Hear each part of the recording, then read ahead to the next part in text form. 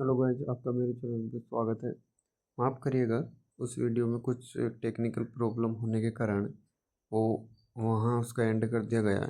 अब उसके आगे यहाँ से स्टार्ट हो रहा है, तो आप कृपया इसको आगे के क्वेश्चन देखने के लिए आप प्लीज़ इसके जस्ट नेक्स्ट नीचे वाले वीडियो पर क्लिक करके आगे के 15 क्वेश्चन वाला वीडियो देख सकते हैं। पेपर अपना कंटिन्यू चल रहा है। आप वीडियो को प्लीज़ लाइक और सब्सक्राइब जरूर कर देना और आपका आभार रहेगा। निम्नलिखित को कालक्रम के अनुसार व्यवस्थित कीजिए, सही उत्तर का चयन कीजिए और नीचे दिए गए ऑप्शन गांधी रोहन समझौता, द्वितीय गोलमेज, कराची अधिवेशन एवं द्वितीय सविनय विज्ञान आंदोलन। गांधी रोहन समझौता कब हुआ था, द्वितीय गोलमेज सम्मेलन कब हुआ था और कराची अधिवेशन कब हुआ था? कब हुआ था? द्वितीय गोलमेज सम्मेलन लगभग 1930 को हुआ था या 1932। चलो, इसका ऑप्शन कौन सा हो जाएगा? थर्ड, ACDB, यानी कि सर शुरू में गांधी इरविन समझौता, फिर उसके बाद में कराची अधिवेशन, फिर द्वितीय गोलमेज सम्मेलन, फिर द्वितीय सविनय आयोग। देखते हैं इसकी डिटेल। गांधी इरविन समझौता 5 तारीख तिमाही जो 1931 को हुआ था। ये बिल्कुल पास वाली डेट है। दूसरा, ये समझौता तेज बहादुर सप्रू व जयशंकर के प्रयासों से दिल्ली में हुआ था, इसलिए इसे दिल्ली समझौता या दिल्ली पैक्ट भी कहते हैं। गांधी और इन समझौते को ध्यान रखना। तेज बहादुर सप्रू व जयशंकर का प्रयास, दिल्ली समझौता दिल्ली में हुआ था, इस कारण दिल्ली से। कांग्रेस की कराची अधिवेशन जो कब होता है? 26 मार्च 1931। इसके अध्यक्ष वल्लभ भाई पटेल। इरविन समझौता का अनुमोदन जवाहरलाल नेहरू ने रखा था। इस अधिवेशन में मौलिक अधिकार और राष्ट्रीय आर्थिक कार्यक्रम के प्रस्ताव पारित किए गए। द्वितीय गोलमेज यानी 1931 से 1 दिसंबर 1931 तक चला। कुल 111 सदस्य थे। कांग्रेस के एकमात्र सदस्य महात्मा गांधी सम्मेलन में शामिल हुए थे। ध्यान रखिएगा, द्वितीय गोलमेज कांग्रेस के एकमात्र सदस्य थे। सरजेंट पैलेस में हुआ था, लेकिन गांधी जी किंग्सले हॉल में ठहरे थे।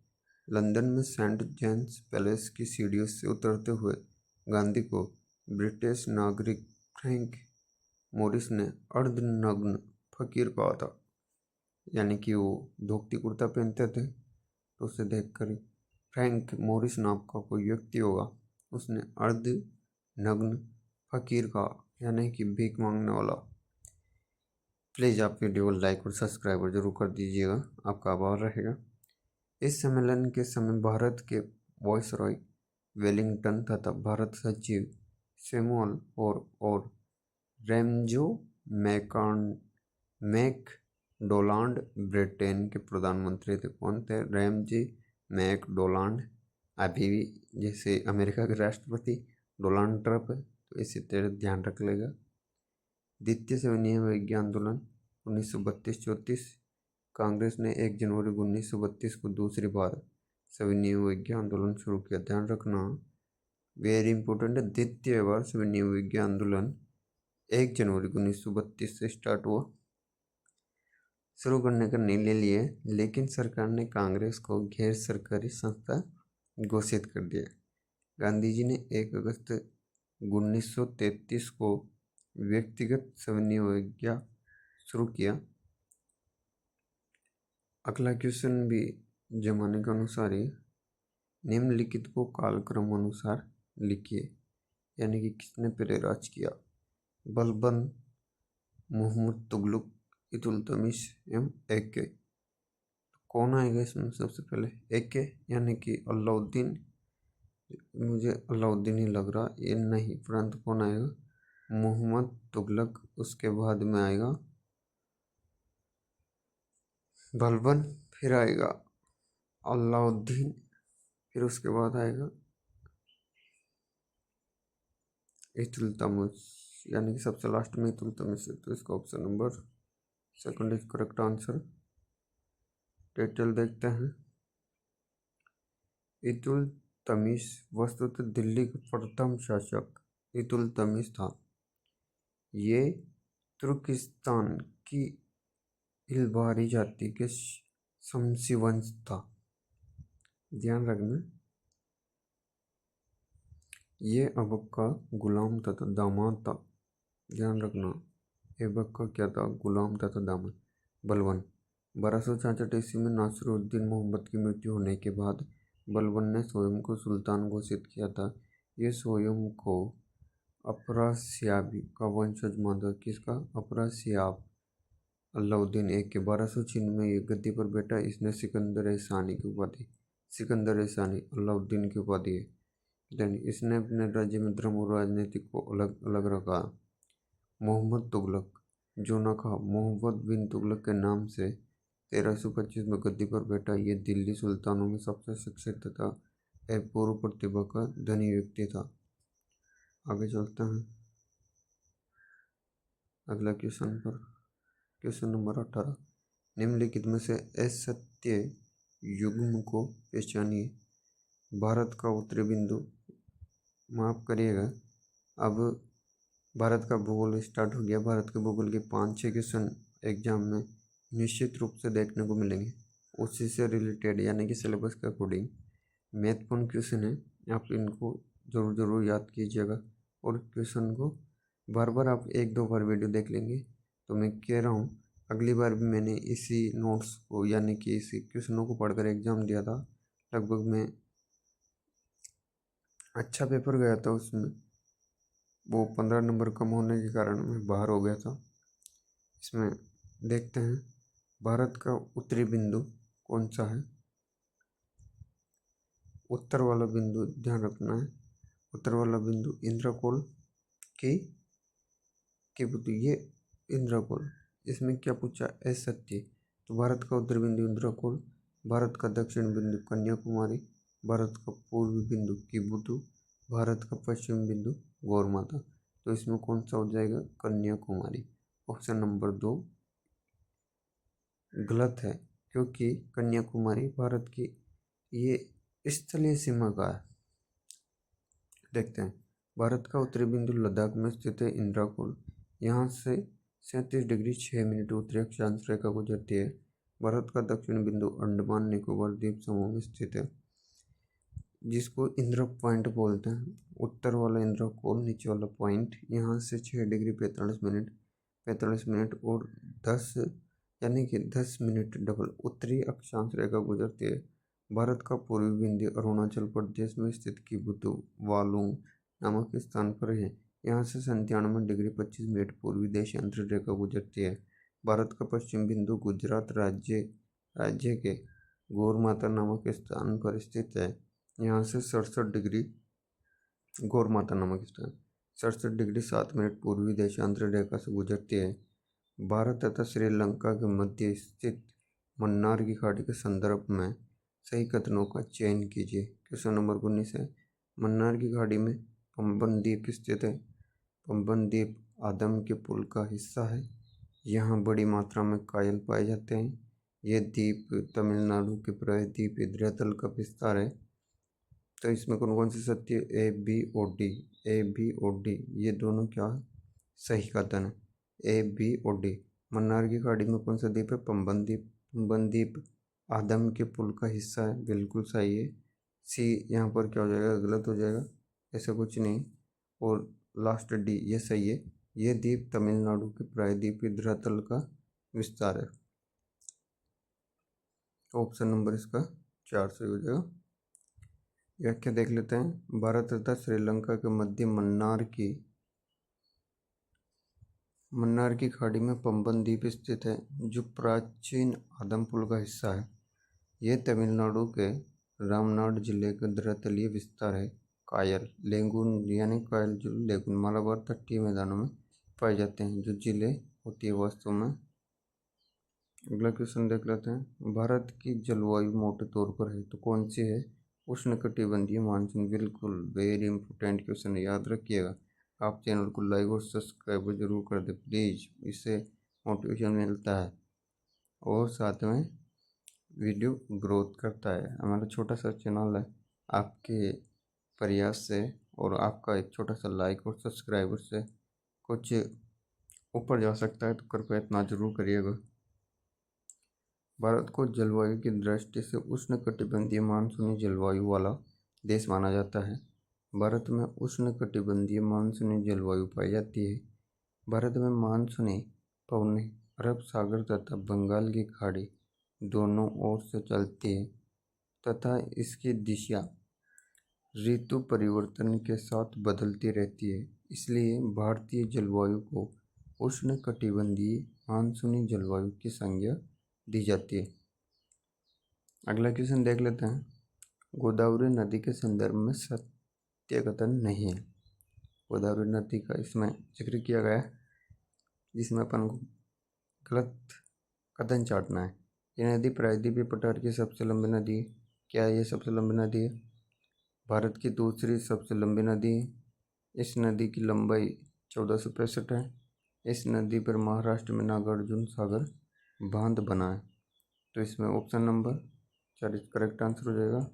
बल्कि ये जरूर याद रखना, भारत की दूसरी सबसे लंबी नदी, इसकी टोटल लंबाई 1465। इस नदी महाराष्ट्र नागार्जुन नहीं बनाया गया। ये इसमें क्या हो जाएगा? गलत हो जाएगा। देख लो इसकी व्याख्या। गोदावरी प्रायद्वीपीय नदी तंत्र की सबसे बड़ी नदी है। ये दक्षिण की गंगा के नाम से जाना जाता है। किसके नाम से? दक्षिण की गंगा किसको कहते हैं? गोदावरी। दक्षिण गोदावरी, दक्षिण गोदावरी। ध्यान रखिएगा, इंपॉर्टेंट, कई बार एग्जाम पूछा गया है। ये महाराष्ट्र में नासिक जिले से निकलती है। कहाँ से निकलती है? नासिक जिले से। गोदावरी नदी पर स्थित बांध पोलावरम बांध आंध्र प्रदेश में स्थित है। एक बांध इसका नाम है पोलावरम, जो कि एपी। निजाम बांध, पोचाम बांध, पल्लमपल्ली, धलेश्वरम बांध सारे किस पर स्थित है? गोदावरी नदी पर। इंपोर्टेंट याद रखना, बांध से क्वेश्चन बनता है। जलोढ़ मृदा के संदर्भ में निम्नलिखित कथनों पर विचार कीजिए। यानी कि जलोढ़ मृदा के बारे में कुछ कथन दिए गए। इन मृदा में पोटाश अधिक किंतु फास्फोरस की कमी होती है। गंगा के निचले और मध्यवर्ती मैदानों में ये मिट्टी दोमट और चिकनी होती है। इस मृदा में बाजरा व मक्का की खेती की जाती है। तो जलोढ़ मृदा में बाजरा व मक्का की खेती की जाती है। इसमें क्या पूछा है? ये मेरे को ये नहीं लग रहा है, क्योंकि इसमें ये नहीं किया जाता है। चलो आगे देखते हैं इसमें क्या है। उपयुक्त कथन में से कौन सा कथन सही है? तो इसमें लास्ट वाला सही नहीं है, तो शायद तक। तो इसमें देखो, ए और बी सत्य है। यानी कि जलोढ़ मृदा भारत के सार्वधिक क्षेत्र में पाई जाने वाली मृदा है, जो कि देश के कुल क्षेत्रफल का 40% हिस्सा है। ध्यान रखिएगा कि जलोढ़ मृदा सर्वाधिक है भारत के अंदर, इसलिए भारत को प्रायद्वीपीय पठार कहते हैं। भारत में जलोढ़ मृदा का विकास उत्तर के विशाल मैदान में हुआ है। इस मृदा में पोटाश व चूने की मात्रा अधिक पाई जाती है, जबकि नाइट्रोजन व फास्फोरस की कमी होती है। इस मृदा में गेहूँ, गन्ना तथा तिलहनी की फसलें उगाई जाती है, न कि गन्ना बाजरा। ध्यान, यानी गन्ना तो उगाई जाती है परंतु बाजरा नहीं उगाया जाता। अगला क्वेश्चन देखते हैं। निम्नलिखित में से कौन सा कथन असत्य है? यानी कि असत्य कथन को छांटना है। नागोया प्रोटोकॉल का संबंध जैव विविधता से है। जंतुआलय में जैव विविधता का संरक्षण बहिस्तानी संरक्षण का उदाहरण है। नहीं, बहिस्तानी संरक्षण नहीं हो सकता। जिनबेंग के अंत्य स्थान संरक्षण का उदाहरण है। जिनबेंग अंत्य स्थान संरक्षण का उदाहरण है। विषुवत रेखा से ध्रुवों की ओर जाने पर जैव विविधता लगातार घटती है। बिल्कुल सही है। तो इसमें जिनबेंग तो क्या है, उसमें शुक्राणु अंडाणु को रखा जाता है, तो ये कोई इससे संबंधित नहीं है। तो इसका ऑप्शन नंबर सीधा सीधा तीसरे क्या हो जाएगा? गलत हो जाएगा। नागोया प्रोटोकॉल वर्ष 2010 में जापान देश आइची प्रांत के नागोया स्थान पर इस संधि का आयोजन किया गया था। 2010, ध्यान रखिएगा। इस संधि के तहत जैव विविधता के संरक्षण हेतु विश्व की कुल भूमि का 17% एवं जलीय भाग का 10% संरक्षण करने का प्रावधान किया गया। वेरी इंपॉर्टेंट फैक्ट है, 17% और 10% किया गया। इस संधि के तहत जैव विविधता के संरक्षण हेतु 20 लक्ष्य निर्धारित किए गए, जिन्हें आइच लक्ष्य कहा जाता है। बहिस्थानीय संरक्षण जीव जंतुओं, पेड़ पौधों और उनके प्राकृतिक आवास में से बाहर लाकर संरक्षण प्रदान करना ही बहिस्थानीय संरक्षण कहलाता है। उदाहरण इसके देख लो, जंतुआलय, वनस्पति park, safari park, gene bank व बीज बैंक आदि। इसकी डिटेल देखते हैं। अगला क्वेश्चन पर चलते हैं। अंतःस्थानीय संरक्षण जीव जंतुओं, पेड़ पौधों को उनके प्राकृतिक आवास में रहते हुए संरक्षण प्रदान करना अंतःस्थानीय संरक्षण कहलाता है। विषुवत एवं भूमध्य रेखा से जीवों की ओर जाने पर जैव विविधता लगातार घटती है। यानी कि विषुवत से भूमध्य यानी कि पृथ्वी के किनारों से बीच की तरफ यानी बीच में आने जैव विविधता क्या हो जाती है, घटती है। काई, लाइकेन तथा फर्न कौन सी वनस्पति है? यानी कि लाइकेन के सवाल होते हैं तो इस कौन सी वनस्पति में? टुंड्रा वनस्पति के अंदर आते हैं।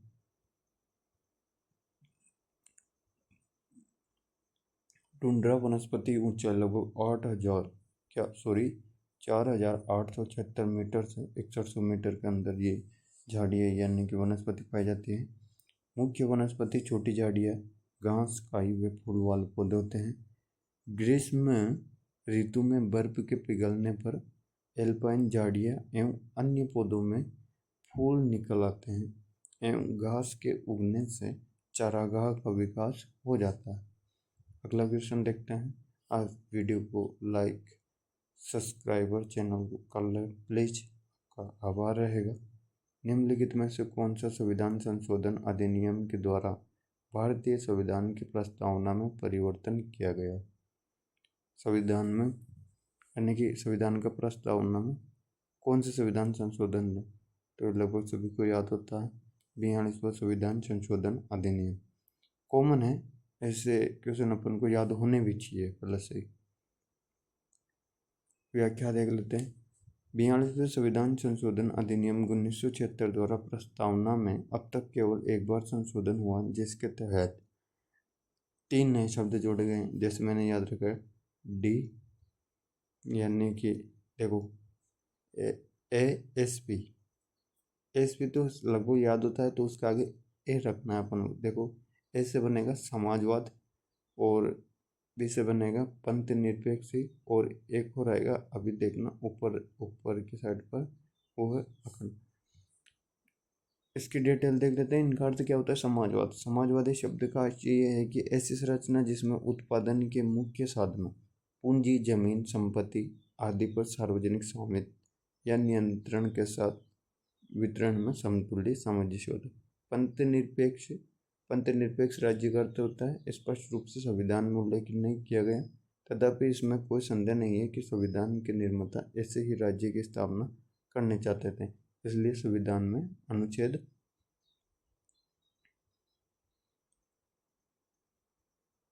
25 से 28 धार्मिक स्वतंत्रता का अधिकार जोड़े गए हैं तथा भारतीय संविधान में पंथ निरपेक्षता की सभी अवधारणाएं विद्यमान हैं।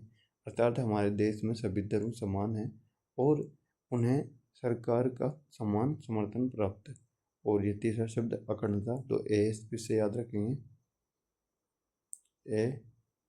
ASP 3 शब्द जोड़े गए। 42वां संविधान संशोधन 1976 के द्वारा अखंडता, भाईचारे की भावना। प्रस्तावना के अनुसार बंधुत्व में 2 बातों को सुनिश्चित करना होगा। पहला, व्यक्ति का सम्मान, दूसरा, देश की एकता और अखंडता। मौलिक कर्तव्य में भाईचारे की भावना को प्रोत्साहित करने की बात कही गई है। इसी के साथ अपने इंडियन पॉलिटी शुरू होगी।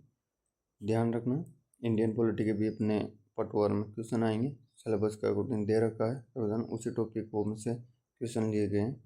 निम्नलिखित में से भारत के संविधान का कौन सा अनुच्छेद लोक नियोजन में अवसर की समानताओं को परिभाषित करता है? तो ये लोक नियोजन की पूछा तो अनुच्छेद 16। अनुच्छेद 16 के भी उपभाग होते हैं, यानी कि उप अनुच्छेद है, उसमें इनके बारे में व्याख्या की गई है। चलो उसकी देखते हैं। अनुच्छेद 16 लोक नियोजन के विषय में अवसर की समानता। अनुच्छेद 16(1) प्रत्येक नागरिक को राज्य के अधीन सेवाओं में नियोजन एवं नियुक्ति के अवसर की समानता होगी। इसके अपवाद के रूप में आरक्षण होता है, परंतु देखते हैं पूरा की पूरी डिटेल है। नोट, इस अनुच्छेद में प्रतिष्ठा की स्वतंत्रता अंतर्निहित है। अनुच्छेद 16(2) राज्य लोक नियोजन के क्षेत्र में किसी भी नागरिक को धर्म, जाति, जन्म स्थान, मूलवंश, लिंग 6 प्रकार होते हैं। धर्म, जाति, जन्म स्थान, मूलवंश, लिंग, उद्भव व निवास स्थान के आधार पर लोक नियोजन के क्षेत्र में भेदभाव नहीं करेगा। अनुच्छेद 16 वेरी इंपोर्टेंट है, ध्यान रखिएगा। अनुच्छेद 16(3) राज्य निवास स्थान के आधार पर विशेष प्रावधान कर सकता है। ऐसा करने हेतु कानून केवल संसद द्वारा बनाए जाएंगे। अनुच्छेद 16(4) नागरिकों के पिछड़े वर्ग को जिनको राज्य की नज़र में राज्य के अधीन सेवाओं के पदों में अपर्याप्त प्रतिनिधित्व है के लिए राज्य आरक्षण की व्यवस्था कर सकता है। SC/ST को सरकारी नौकरियों में आरक्षण संविधान लागू होने से ही प्राप्त है। अगर संविधान नहीं होता तो अभी भी SC/ST वही पिछड़ी जनजातियाँ होती। इस कारण से उनको आरक्षण दिया गया है कि वो समाज में आगे आए और अपनी कल्चर संस्कृति को आगे बढ़ाए। अन्य पिछड़ा वर्ग OBC के निर्धारण हेतु 1953 में कालेकर आयोग का गठन किया गया।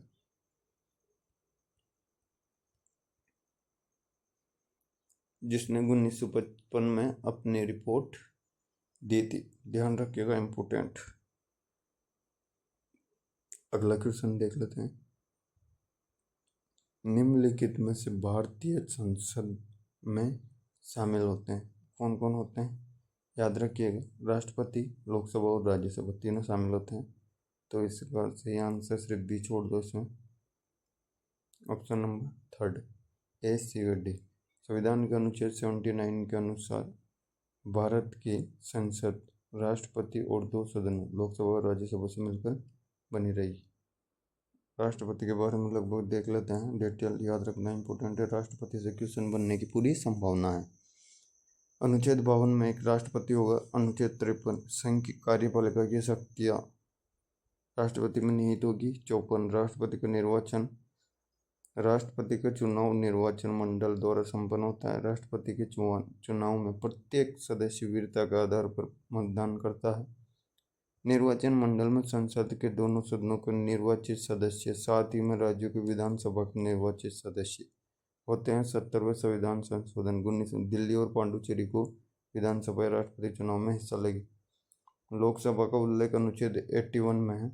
लोकसभा में टोटल सीटें भारत के अंदर 550, जिसमें 530 राज्यों में और 20 संघ शासित 545 में से 524 राज्यों से तथा प्लस 19 संघ शासित थे। राज्यसभा अनुच्छेद 80 राज्यसभा सीटें 250 है टोटल, जिसमें से 238 निर्वाचित होते हैं और 12 मनोनीत होते हैं। मनोनीत करने वाले ये राज्यपाल और उधर राष्ट्रपति करता है। तो इसमें टोटल 12 जो किसके से संबंधित होते हैं, साहित्य, विज्ञान, कला और समाज सेवा यथा विषय पर इनके अनुभव वालों को मनोनीत किया जाता है। अगला क्वेश्चन देखते हैं। निम्नलिखित में से कौन सा राज्य के नीति निर्देशक तत्वों को उपदेश में संबंधित यानी कि DPSP पूछा जा रहा है। एक कल्याणकारी राज्य की स्थापना करेगा, सामाजिक आर्थिक कल्याण सुनिश्चित करेगा। एक धार्मिक राज्य की स्थापना करना नहीं। ऑप्शन नंबर C क्या हो जाएगा? इसमें गलत हो जाएगा। अंतर्राज्यीय शांति सुरक्षा की अभिवृद्धि करना, तो इसमें वो C वाला गलत है। तो A, B और D इसका सही है। देख लेते हैं इसमें, सॉरी माफ करिएगा, निकाल लेते हैं।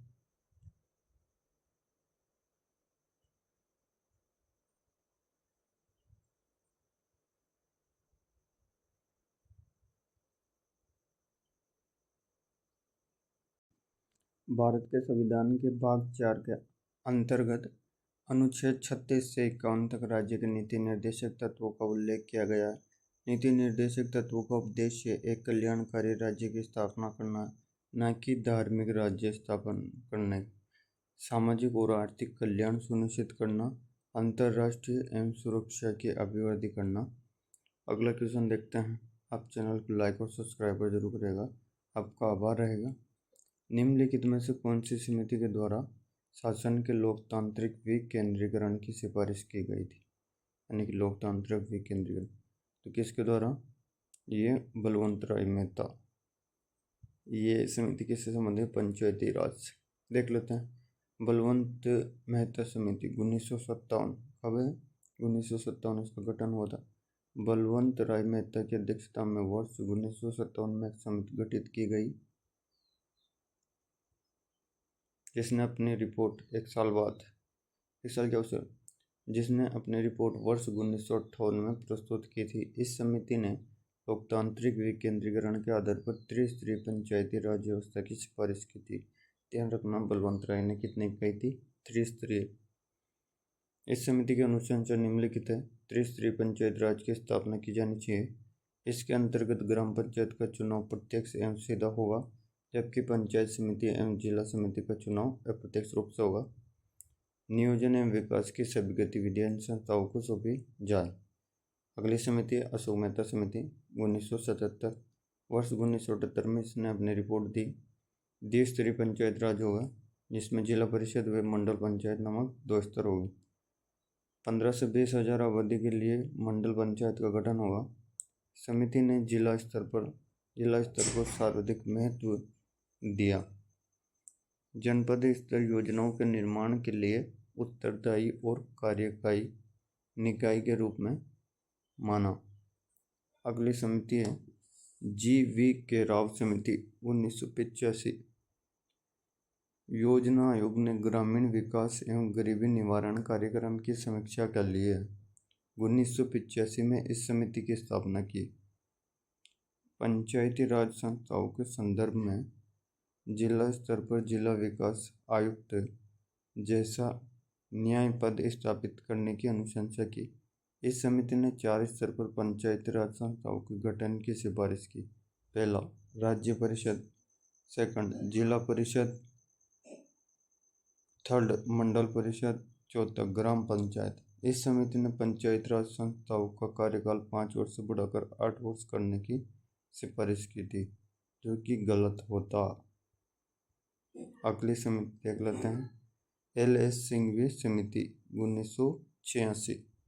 LM सिंघवी समिति 1906। राजीव गांधी सरकार ने लोकतांत्रिक एवं विकास के लिए पंचायत के पुनर्जीवित नामक समिति की स्थापना की, जिनके अध्यक्ष लक्ष्मीमल सिंघवी थे,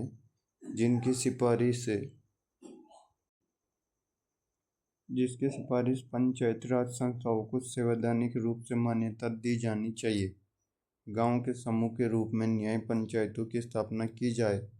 गांव की पंचायतों को ज़्यादा आर्थिक संसाधन उपलब्ध कराए जाने चाहिए। अगला क्वेश्चन देखते हैं। निम्नलिखित में से कौन से संविधान संशोधन अधिनियम के द्वारा राज्यों में मंत्रिपरिषद के आकार को परिसीमित किया गया? किसके द्वारा? 91वां संविधान संशोधन अधिनियम। कब हुआ था? 2003। 91वां संविधान संशोधन 2003 राज्य के मंत्रिपरिषद के आकार को निश्चित किया गया। इसके तहत राज्य में मुख्यमंत्री सहित मंत्रियों की संख्या अधिकतम 15%, जैसे राजस्थान के टोटल 200 को 15% के स्थान निकालेंगे 20 और उसमें 10, यानी कि टोटल कितने हो सकते हैं? राजस्थान 30 अधिकतम और न्यूनतम 12। 92वां संविधान संशोधन 2003। 91वां संविधान संशोधन 2003। 91वां संविधान संशोधन अधिनियम के द्वारा वर्ष 2003 में राज्य के मंत्रिपरिषद के आकार को निश्चित किया गया। माफ़ करना, मैं इसको दोबारा पढ़ रहा हूँ, परंतु अगला संशोधन देख लेते हैं। 92वां संविधान संशोधन अधिनियम 2003 को आया था। संविधान के 8वीं अनुसूची में बोडो, डोगरी, मैथिली व सैंताली भाषाओं का समावेश किया गया था, यानी कि 3 भाषाओं या चार भाषाओं किया गया था। वर्तमान में 8वीं अनुसूची में कुल 22 भाषा है, जिसमें अंग्रेजी व संस्कृत भाषाएं शामिल नहीं है। ध्यान रखिएगा, अंग्रेजी और संस्कृत शामिल नहीं है। 93वां संविधान संशोधन अधिनियम 2006 शिक्षण संस्थाओं में अनुसूचित जाति व अन्य पिछड़ा वर्ग नागरिकों दाखिल के लिए सीटों का आरक्षण व्यवस्था, जो कि अनुच्छेद 15 की धारा 4 के तहत प्रावधान किया गया। चलो अगला क्वेश्चन देख लेते हैं। अब प्लीज़ वीडियो को लाइक और सब्सक्राइबर जरूर कर लिए, आपका बहुत बहुत आभार रहेगा। और निरंतर ये मॉडल पेपर की आप सीरीज देख लेंगे। मैं आपको विश्वास दिलाता हूँ कि काफ़ी यूजफुल रहेगा आपके लिए। आप कंटिन्यू चैनल से जुड़े रहे। मैं आपके पूरे टोटल लगभग 25 मॉडल पेपर आपको प्रोवाइड करवाने वाला हूँ। अगला क्वेश्चन देखते हैं। निम्नलिखित में से कौन सा राज्यसभा की एकाधिकार शक्ति के अंतर्गत आता है? तो कौन सा आता है इसमें? नई अखिल भारतीय सेवाओं का क्या आएगा? नई अखिल भारतीय सेवाओं का सर्जन। ये इसकी डिटेल देखते हैं कि संविधान के अनुच्छेद 312 के तहत राज्य के अपनी उपस्थिति मतदान भाग से सदस्यों को 2/3 लगभग 2/3 बहुमत से पारित प्रस्ताव में नई अखिल भारतीय संसद कर सकती है। ऐसा करने पर संसद अखिल भारतीय सेवा अधिनियम 1951 संशोधन के कर नई भारतीय सेवा समिति स्थापित करती है। अब ये करंट अफेयर के क्वेश्चन है, तो ये लगभग 2 साल पुराना करंट अफेयर है। तो अपन सीधा चलते हैं अब राजस्थान जीके के ऊपर, क्योंकि अगला जो पार्ट आएगा 49 क्वेश्चन से क्या 39 क्वेश्चन से वहाँ से अपने राजस्थान की जीके चल जाएगी। उसके बाद राजस्थान पॉलिटी आ जाएगी। तो कंटिन्यू बने रहे आप वीडियो में। अगला क्वेश्चन देखते हैं। 49 से स्टार्ट कर रहे हैं अपन। मुसलमान लेखक अल मसूदी किस गुर्जर प्रतिहार शासक के समय भारत आया था? तो किसके समय आता है? महिपाल प्रथम के। जो अल मसूदी नामक मुसलमान लेखक था, ये महिपाल फर्स्ट के तहत भारत आया था। महिपाल प्रथम 1912 से 1945 ईस्वी इसका शासनकाल है। अल मसूदी 1915 यानी 1916 ईस्वी में भारत आया। इसने मेहरुल जहान नामक पुस्तक लिखी। ध्यान रखना, इंपॉर्टेंट हो सकती है एग्जाम के लिए कि मेहरुल जहान नामक पुस्तक किसके द्वारा लिखी गई? तो ये किसके द्वारा लिखी गई? अल मसूदी। प्रतिहार संघर्ष का उल्लेख किया इसने, यानी कि राष्ट्रकूट प्रतिहार संघर्ष का उल्लेख इसकी बुक में मिलता है। अगला क्वेश्चन देखते हैं। खानवा के युद्ध में राणा सांगा का सहयोग करने हेतु मारवाड़ के किस शासक ने मालदेव के नेतृत्व में सेना भेजी थी? तो किसने? राव गांगे ने। किसने किया था? राव गांगे द्वारा। देखते हैं। खानवा का युद्ध राणा सांगा सहयोग करने हेतु मारवाड़ के शासक गांगे, जिसे राव गांगा ने कुंवर मालदेव के नेतृत्व में सेवन, यानी कि राव गांगा किसका पिता था? ये किसका पिता था? राव गांगा, माफ करेगा मुझे ध्यान नहीं आ रहा। अगर आपको याद है ये तो कमेंट में बताइएगा। वैसे इसका आंसर आपको सामने मिल जाएगा। कुंवर मालदेव के पिताजी राव गांगे थे। इन्होंने सांगा के युद्ध के में इनने सहायता भेजी थी। हर्षनाथ परिस्थिति के अनुसार सीकर में स्थित हर्षनाथ मंदिर का निर्माण किसके शासनकाल में हुआ? तो किसके में हुआ? अल्लट।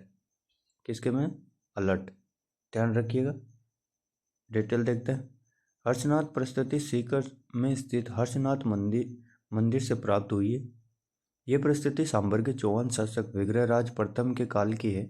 इस परिस्थिति में चौहान वंश एवं उसकी उपलब्धियों का वर्णन है। इसमें वारगढ़ कहा गया है। इस परिस्थिति के अनुसार सीकर स्थित हर्षनाथ मंदिर का निर्माण अल्लट के काल में हुआ। अगला क्वेश्चन देखते हैं। 42। सरदार रिसाला का गठन किसके शासनकाल में किया था? इंपोर्टेंट है, एग्जाम में कई बार पूछा भी गया है। ये है महाराजा जसवंत सिंह। ये मेवाड़ के शासक थे महाराजा जसवंत सिंह सेकंड। इसके द्वारा इन्होंने 600 घुड़सवारों की एक सैन्य टुकड़ी, जिसे सरदार रिसाला कहा, इस सैन्य टुकड़ी का गठन महाराजा जसवंत सिंह द्वितीय के शासनकाल में हुआ। महारानी विक्टोरिया को 50 वर्ष तक कर देने के उपलक्ष्य में जोधपुर में गोल्डन जुबली का आयोजन महाराजा जसवंत सिंह द्वितीय ने करवाया था। ध्यान रखिएगा। अगला क्वेश्चन देखते हैं। वरहत राजस्थान का उद्घाटन करता कौन थे? तो कौन थे? सरदार वल्लभ भाई पटेल। वरहत राजस्थान सरदार वल्लभ भाई पटेल द्वारा इसका क्या किया गया था? उद्घाटन किया गया था। देख लेते हैं वरहत राजस्थान की डिटेल। वरहत राजस्थान 30 मार्च 1949 का गठन चौथे चरण में हुआ था। इस चरण में विभिन्न पदों पर नियुक्त प्रमुख व्यक्ति थे। महाराज प्रमुख, महाराणा, भोपाल सिंह, राज प्रमुख मान सिंह सेकंड, उपराज प्रमुख भीम सिंह, प्रधानमंत्री हीरालाल शास्त्री, प्रधानमंत्री माणिक्यलाल, राजधानी जयपुर, उद्घाटनकर्ता चैत्र शुक्ल एकम। उद्घाटनकर्ता सरदार वल्लभ भाई पटेल, भारत राजस्थान में संयुक्त राजस्थान प्लस इसके अंदर जयपुर, जोधपुर, जैसलमेर भी करे प्लस एक ठिकाना को मिलाया गया था। ध्यान रखना, वेरी इंपॉर्टेंट है कि लास्ट जो ठिकाना था वो कौन से चरण में मिला, तो चौथे चरण में भारत राजस्थान में। अगला क्वेश्चन देखते हैं, निम्नलिखित में से किस हत्याकांड में रूपाजी धाकड़ व कृपाजी धाकड़ नामक दो किसान शहीद हुए थे? इंपॉर्टेंट क्वेश्चन है, अभी 2023 में पूछा गया है बहुत सी बार। इसका ऑप्शन नंबर गोविंदपुरा हत्याकांड, यानी कि एक किससे जुड़ा है? बेंगू किसान आंदोलन का नेतृत्व विजय सिंह पथिक के आग्रह पर रामनारायण चौधरी ने किया था तथा इनकी पत्नी माफ करिएगा, इनकी पत्नी अंजना चौधरी ने महिलाओं का नेतृत्व किया था। 1921 में मैनाल के भैरकुंड नामक स्थान पर एकत्रित किसानों ने सामंती अत्याचारों के विरुद्ध आंदोलन का निर्णय लिया। गोविंदपुरा हत्याकांड 13 जुलाई 1923 को हुआ था। कब हुआ था? 13 जुलाई, माफ करिएगा, 13 जुलाई 1923, जिसमें दो किसान रूपाजी करपाजी शहीद हो गए थे। यह हत्याकांड ट्रेंच नामक अंग्रेज अधिकारी ने करवाया था। नीमूचना किसान आंदोलन 14 मई 1925। ध्यान रखना, नीमूचना यानी कि नीमू, इसमें भी मैं आ रहा है तो इसमें मई याद रखना है, और चना 14.45 रुपये किलो आते हैं, इसे ध्यान रख सकते हो आपकी। 14 मई 1925 अलवर के महाराणा जयसिंह लगान की दर को वर्दी कर दी थी, जिसके विरोध में अलवर के किसानों ने आंदोलन प्रारंभ किया था। निमड़ा हत्याकांड सिरोही में हुआ था। ध्यान रखना, निमड़ा कहाँ होता? सिरोही। डाबी हत्याकांड बूंदी के डाबी नामक स्थान पर किसानों का सम्मेलन हुआ। पुलिस की गोली से नानक जी भील और देवीलाल गुर्जर घटना स्थल पर झंडा गीत गाते हुए शहीद हुए। इंपॉर्टेंट फैक्ट है। अगला क्वेश्चन देख लेते हैं, निम्नलिखित में सम्मिलित करना है प्रजामंडल और स्थापना वर्ष। जैसे जयपुर कब आएगा? सबसे पहले लगभग 1931। उसके बाद जोधपुर कब जाएगा? 38 या 34। मेवाड़ 38, जैसलमेर 45। ठीक है, डी में इसमें पहला जाएगा। डी में पहला किस किस ऑप्शन में है देख लेते हैं। ऑप्शन नंबर 3 2 में है। उसके बाद में इसमें आएगा, सी में सेकंड आएगा, सी में सेकंड, यानी कि 1938 जोधपुर। मेवाड़ कब? 1938 और जोधपुर 1934। वहीं ये जयपुर 1931। एम में फर्स्ट आ जाएगा, यानी कि फोर्थ आ जाएगा। तो इसका ऑप्शन नंबर 3 करेक्ट आंसर हो जाएगा। देख लेते हैं, जयपुर प्रजामंडल की स्थापना 1931 कपूरचंद पाटनी राज्य प्रजामंडल की स्थापना की, जो राजनीतिक दृष्टि से अधिक प्रभावी रहा। कांग्रेस के हरिपुरा प्रस्ताव के बाद जमनालाल बजाज की प्रेरणा वे हीरालाल शास्त्री के सक्रिय सहयोग से जयपुर राज्य प्रजामंडल का पुनर्गठन हुआ। इसका पहला अधिवेशन 9 मई 1938 को बजाज जी की अध्यक्षता में संपन्न हुआ। जोधपुर प्रजामंडल की स्थापना 1934 किसने की? इसके अंदर भंवरलाल सरप्पा, याद रखिएगा। मेवाड़ प्रजामंडल जो बलवंत सिंह मेहता 24 अप्रैल 1938 को इसकी स्थापना की गई। जैसलमेर 1945 लगभग लास्ट में गया था। इसकी स्थापना करने वाले मिठालाल यासजी थे। चलो अगला क्वेश्चन चलते हैं। सर्वधर्म सद्भाव का प्रतीक धर्म स्तूप किस जिले में? चूरू में। याद रखना है, अलग से क्वेश्चन है कि सर्वधर्म सद्भाव का धर्म स्तूप किसमें? चूरू में। धर्म स्तूप का निर्माण स्वतंत्रता सेनानी स्वामी गोपाल दास द्वारा 1925 करवाया गया। इसमें लाल घंटाघर के नाम से भी जाना जाता है। सम्मिलित कीजिए, इनको सम्मिलित करना है। तो शीतलेश्वर मंदिर कहाँ है? झालावाड़ में। और नीलकंठ मंदिर कहाँ पर है? और कंसुआ का मंदिर कोटा, कंसुआ डिमी, इसको मिलान कर लेना। ए में सेकंड आएगा, ए में सेकंड के इसमें ऑप्शन नंबर 2 इसका करेक्ट आंसर हो जाएगा। देख लेते हैं। शीतलेश्वर महादेव मंदिर झालावाड़, झालरापाटन शहर में स्थित है। ये प्रथम राजस्थान का लिखित मंदिर मिलता है जो कि 746 ईस्वी है। ये प्रारंभिक गुप्त शैली का मंदिर है। अगला देख लेते हैं। गोणेश्वर महादेव मंदिर बीसलपुर बांध के निकट टोंक। यहाँ रावण ने 6 माह तक भगवान शिव की तपस्या की। नीलकंठ महादेव मंदिर कुंभलगढ़ राजसमंद, वहीं कंसुआ शिव मंदिर कोटा। अगला क्वेश्चन, कावड़ के लिए प्रसिद्ध है तो कौन है? बस्सी। बस्सी जो चित्तौड़ में पड़ता है, कावड़ के लिए बस्सी कस्बा प्रसिद्ध है।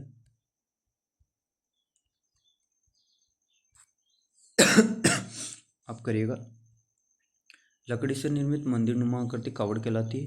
कावड़ में मूर्ति स्थापना करने से वेवाण का निर्माण होता है। वेवाण को चलता फिरता मंदिर, देवीवान, मिनिएचर एवं वुमेन टेम्पल की संज्ञा दी गई है। क्वेश्चन 49, गुड़ला नृत्य को किस संस्थान द्वारा संरक्षण प्रदान किया गया? तो किसके? ये रूपायन संस्थान जो कि जोधपुर में स्थित है। गुड़ला नृत्य को संरक्षण रूपायन संस्थान बोरुंदा जोधपुर द्वारा। रूपायन संस्थान की स्थापना 1960, याद रखना। कोमल कोठारी ने किसी तथा विजयदान दत्ता इसके संस्थापक थे। इस संस्था विलुप्त होने से लोक कलाओं को सुरक्षित कार्य करती है। अगला क्वेश्चन देखते हैं। मरुभाषा का उल्लेख सर्वप्रथम किस ग्रंथ में मिलता है? तो किसमें मिलता है? कोवलेमाला, जो उद्यतन सूर्य की बुक है। कोवलेमाला उद्यतन सूर्य द्वारा रचित ग्रंथ है। इस ग्रंथ में 18 देसी भाषाओं का उल्लेख किया गया। इसमें पश्चिमी राजस्थान की मरुभाषा एवं मरुभाषा मारवाड़ी भाषा का प्राचीनतम नाम पूछा जाता है। मरुभाषा कौन सी भाषा का नाम? अगला क्वेश्चन देख लेते हैं। राजस्थान पर्यटन निदेशालय कब स्थापना की? तो 1925। इसके साथ मैं आपको बता दूं कि फाइनेंशियल जो कमीशन होता है उसकी स्थापना भी राजस्थान में 1955 को की।